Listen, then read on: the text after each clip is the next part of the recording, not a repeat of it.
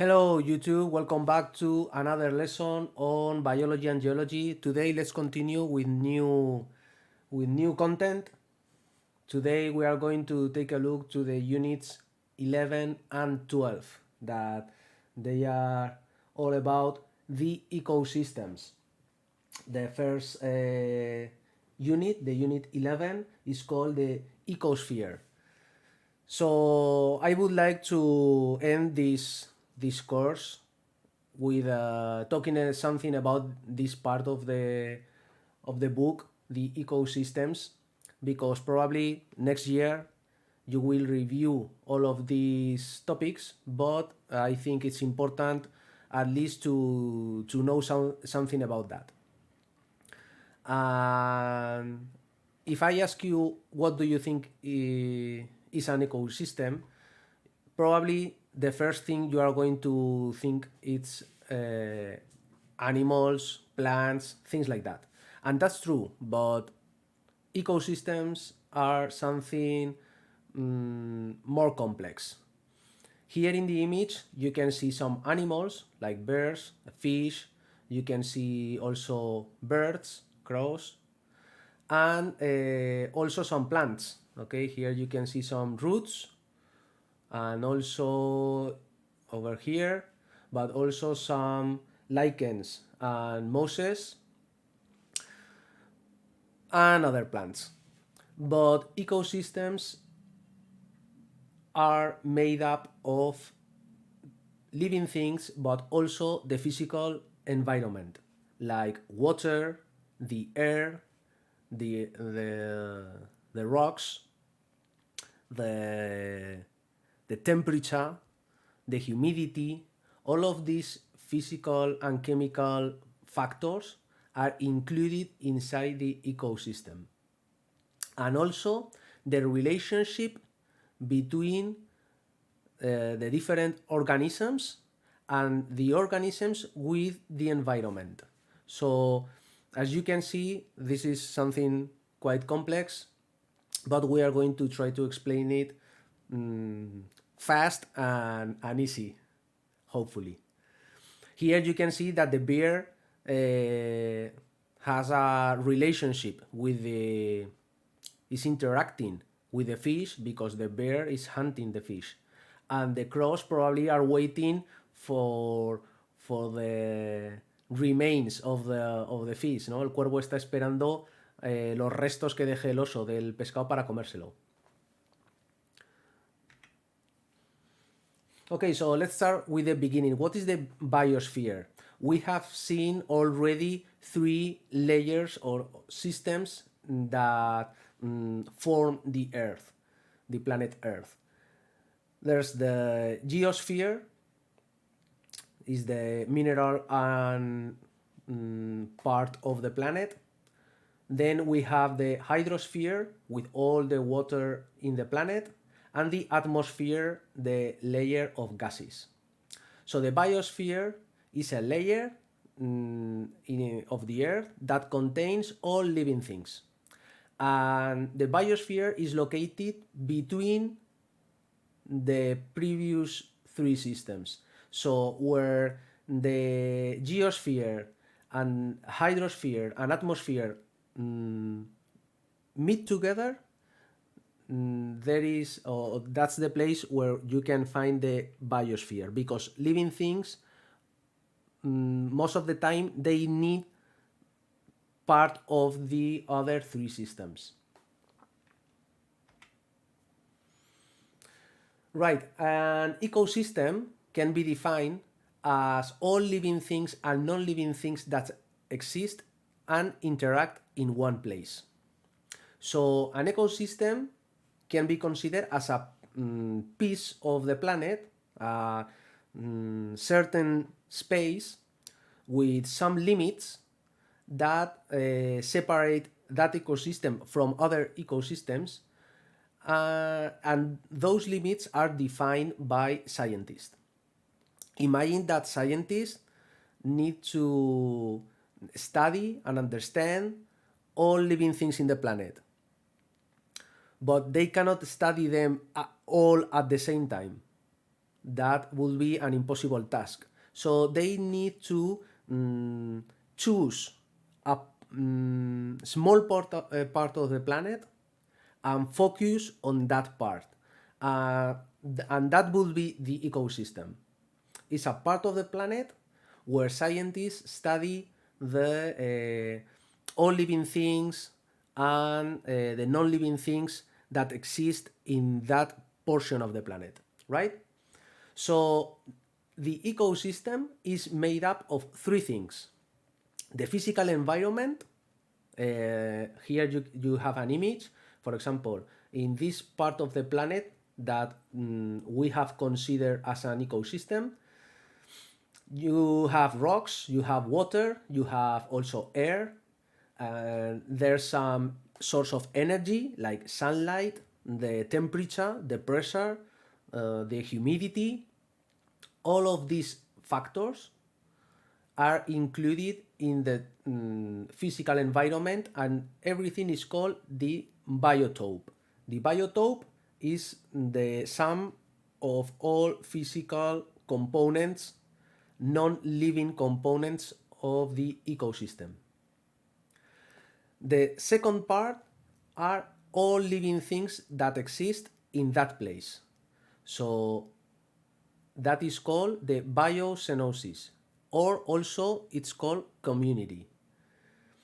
So all the living things, this rabbit, this deer, these trees, the ducks, the eagle, all of these different plants, insects, and so on, all of the living things in living in this area is the biocenosis.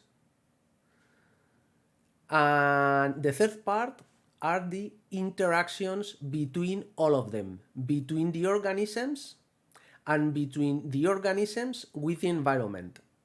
So the organisms need to adapt to the physical and chemical conditions, factors of the ecosystem, and that will affect to their to the organisms and their relationships, right? So between animals, usually there's an interaction, like for example, hunting. No, a predator hunts another animal, a prey, or the rabbit eats the plants. That will be a simple interaction between them. So all of these three things, the biotope, the biocenosis, and the relationships, the interactions between them, is what we call the ecosystem. So the size of the ecosystem can change a lot because it depends only on the decision of the scientists that study the area. So we can consider, for example, we can study a forest and consider it an ecosystem. Or maybe we can study a lake, or we can study the trunk of a tree. The trunk of a tree, it could be an ecosystem because it has some physical environment that can be the wood of the tree, it can be the air, the rain, the humidity, the temperature, and there are many living things that exist on the trunk of a tree, like ants, for example, and other insects. Maybe a bird has his home in that trunk. What else? Mushrooms, lichens can live in on the surface of the tree. So as you can see, a trunk of a tree, it can be considered as ecosystem. The also even the drop, a water drop. This is a drop of water. It can be considered as an extreme an ecosystem because the physical environment, it will be the water itself. But inside the water, you can find some gases. You can find bacteria and other microorganisms. So just a tiny drop of water, it could be considered an ecosystem. So it depends a lot. And as you can think, some ecosystems can be included inside other ecosystems. The drop of water, it could be on the surface of the trunk, and the trunk, it could be included inside a forest, and the forest, it could be included in a larger ecosystem. For example, a valley, a mountain valley, el valle de una montaña que tiene un bosque dentro. And the limits between them are not always clear. There's always a transition between one ecosystem and other ecosystem. Okay, so now you have an idea of what is an ecosystem. What is the ecosphere? The ecosphere is a term that means or refers to the global ecosystem formed by the sum of all ecosystems on the Earth. So if we consider all the little ecosystems on the Earth, the sum of all of these, it will be considered like just one giant ecosystem that is the whole planet. La suma de todos los pequeños ecosistemas que vamos estudiando, la suma de todos ellos, se considera como un gigantesco ecosistema que ocuparía todo el planeta Tierra. Y eso es lo que le llamaríamos la ecosfera. Es parecido a... It's a similar term, it's similar to biosphere. But biosphere, it refers to living things. But as we know already, ecosphere include also the physical environment and the relationships and the interactions between living things and the environment. So it's a little bit more complex, the ecosphere, in my opinion. Now we are going to take a look to these two words because I think it's important to see the difference between them. Ecology and ecologism. Ecology is the science that studies the ecosystems. The scientists that study the ecosystems are called ecologists. In English, this word ecologist is translated in Spanish as ecólogos. El ecólogo es el científico que estudia los ecosistemas y la ecología es la ciencia que estudia los ecosistemas. Ecologism is a social and political movement that tries to protect and preserve the environment. So, people who belong to this movement are fighting to protect the environment through activism or promoting laws that protect the environment. And these people are called in English also ecologists, but also you can find the word environmentalists. In Spanish, we use a different word, which is ecologista. El ecologismo sería un movimiento social político que trata de proteger el medio ambiente pues mediante haciendo acciones de protesta o promoviendo leyes para proteger el medio y cuidar la biodiversidad, evitar la contaminación, cosas así. Las personas que pertenecen a este movimiento se llaman ecologistas. Pero esa palabra en español no se confunde con ecólogos, que son los científicos, pero en inglés ecologist, it can be, puede referirse ecologist a un ecologista o puede referirse a un ecólogo.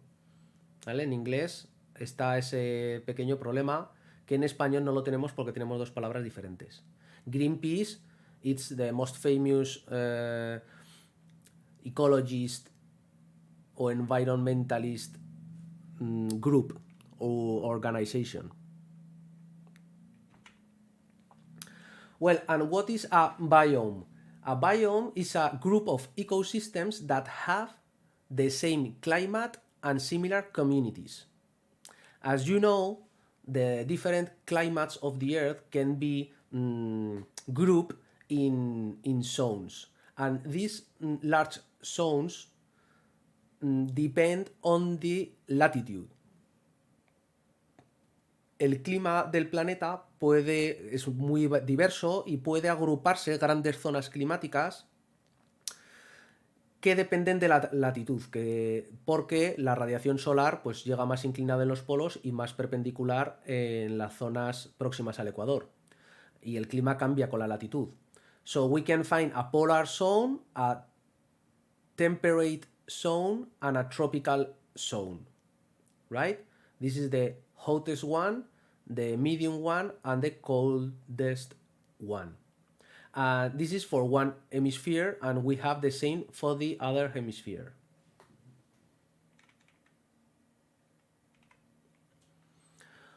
But the biomes, the large biomes of the Earth, you can see because of these colors that they are strongly controlled by latitude. But the limits are not as simple as the previous ones because the proximity to the sea or the local reliefs change a lot the weather. So the climate in these areas are a little bit more complicated than these basic zones that you can see here. Aquí tenéis en este mapa los biomas principales de la Tierra, que se ve que dependen mucho de la latitud, ¿no? Unos están en zonas frías, otros pues están en zonas próximas al Ecuador, otros están en las zonas intermedias, pero hay cambios entre ellas porque depende de la proximidad al océano, que controla mucho el clima, y pues los relieves locales que también afectan y hacen que los climas sean un poco diferentes. But here you can see that the main biomes are the polar desert, okay, there's only ice, the tundra is the purple one, taiga is the dark green, then we have alpine tundra like this, okay, in the highest peaks of the mountains. Also we have mixed and deciduous forest in the middle part, in the temperate parts of the planet. Then we have tropical rainforest like Amazonia. And then we have the steppe, la stepa, savanna, also in the tropical areas. The desert, here you have the Sahara Desert, and the Mediterranean areas or vegetation. The Mediterranean biome, you can see it around the Mediterranean Sea, but also in Australia, California, and some other parts of the planet with same climate. In your book, you have a good description of all of these biomes, page number 175 to 177. These are mainly, as you can see, terrestrial ecosystems. But also we have aquatic ecosystems.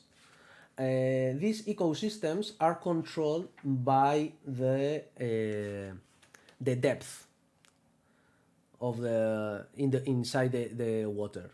So we can distinguish between the pelagic zone, which is close to the epipelagic zone, which is close to the surface, and there's a lot of light. So photosynthetic organisms can live above 200 meters in depth. Por encima de los 200 metros hasta la superficie es la zona donde más luz hay y es la que se conoce como la zona epipelágica. Under this area is mesopelagic, but also the bathyal area or bathypelagic. And then we don't have a lot of, there's no producers. Here you cannot find photosynthetic organisms because there's not enough light. And beneath the bathypelagic, we have the abyssal zone or abyssopelagic, and the adal is inside into the está dentro de las fosas oceánicas, in the deepest part of the ocean. So the different animals and plants that can live, or algae that can live in the sea, is basically controlled by the amount of light. Also the oxygen and the temperature.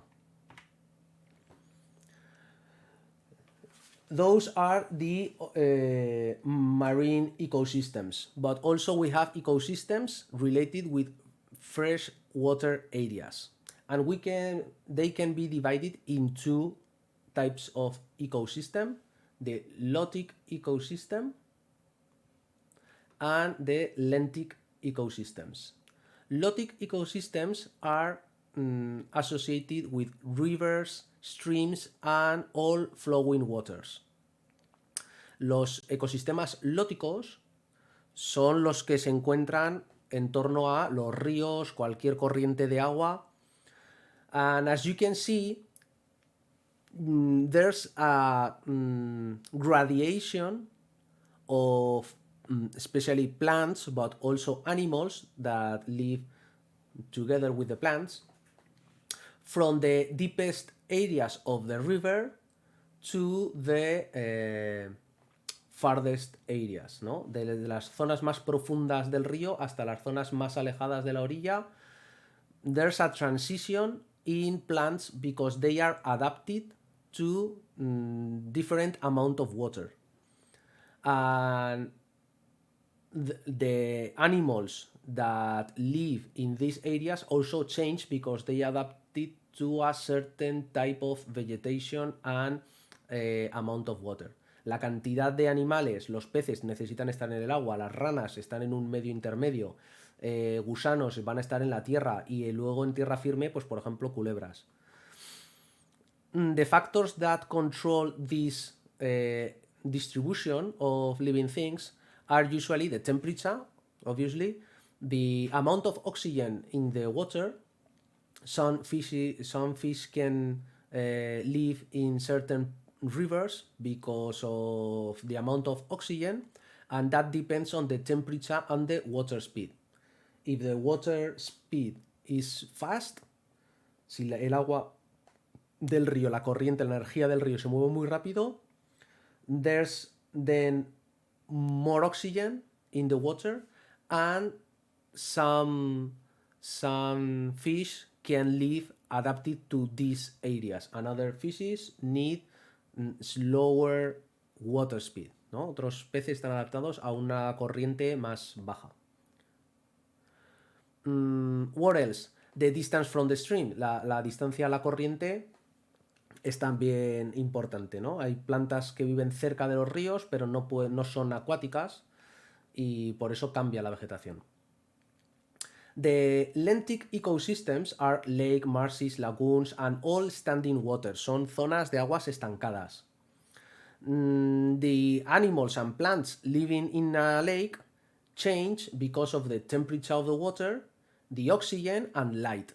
Something similar to the sea. The shallowest areas, las zonas más superficiales, tienen más luz y por tanto hay más actividad biológica, hay más algas y plantas viviendo en la superficie. And as we go to the deepest areas, conforme vamos a las zonas más profundas, the amount of oxygen goes down and there's more CO2. So it's more difficult to live and breathe here in the deepest areas of a lake. And these animals usually eat organic material coming from the shallowest areas. Como no hay productores, como no hay plantas a estas profundidades, en los lagos muy profundos, los animales que viven en estas zonas se alimentan de la materia orgánica que cae, muerta, ¿no? De las zonas más superficiales. Okay, so now you have a basic idea about these two types of ecosystem, aquatic ecosystems in the continents, the lotic systems and the lentic systems.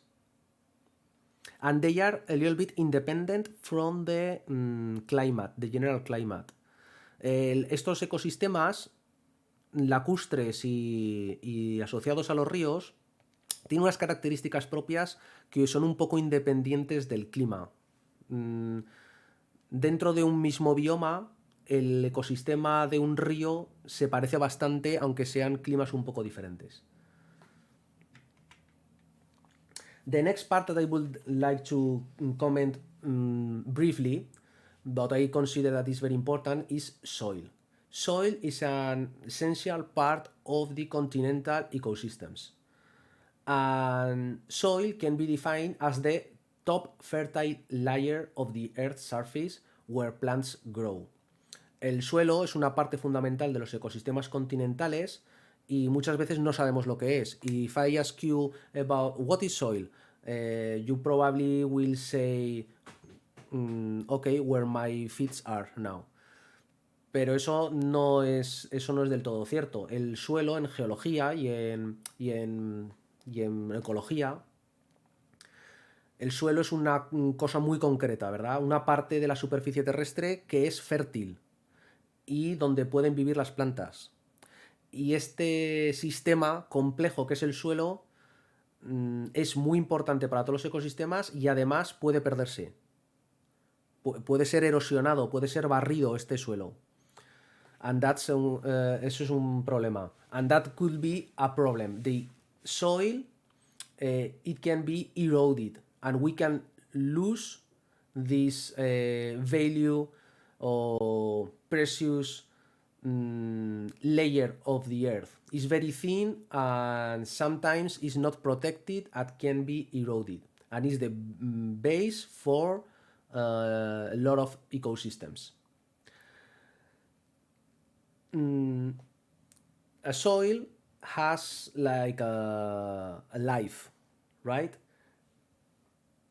In an area without soil, we only can find rock, okay? It's like bedrock. Solamente encontramos rocas en una zona sin suelo. But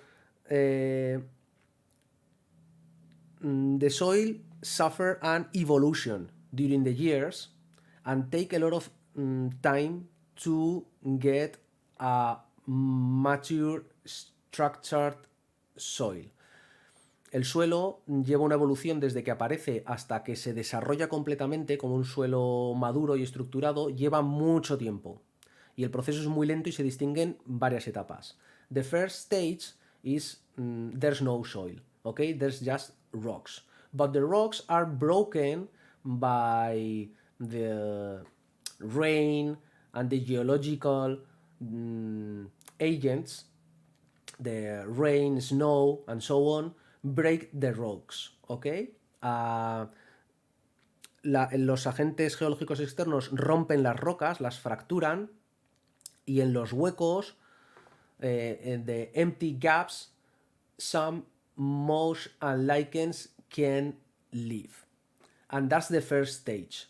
After this first stage, an immature soil, where we can find just very basic and primitive plants like moss and lichens, then we have a young soil.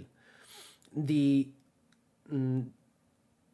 destruction, let's use that word. The destruction of the shallowest rocks, la destrucción, la rotura de las rocas más superficiales, continues, and there's more clays in the mixture. Las rocas se rompen y entonces la arena del desgaste y las arcillas del desgaste de estas rocas aumentan. Hay más materia blanda, por así decirlo, hay más arcillas, más barro, hay más arena que roca dura en la zona superficial. And that is very important because more complex plants with little roots can grow in this soil, like grass, for example. So new animals like insects, maybe some little herbivores like mice or rabbits can live on this soil. And also worms can penetrate in this soil and remove the clay. Los gusanos pueden penetrar, porque ya no es rocadura, ya hay más materia blanda, pueden penetrar las raíces y pueden penetrar los gusanitos, las lombrices, que remueven además la tierra, la oxigenan y la hacen más fértil.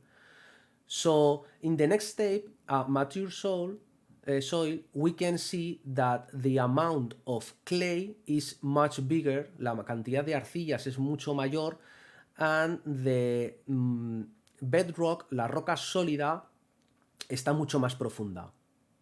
So there's more space for large roots to dig inside that.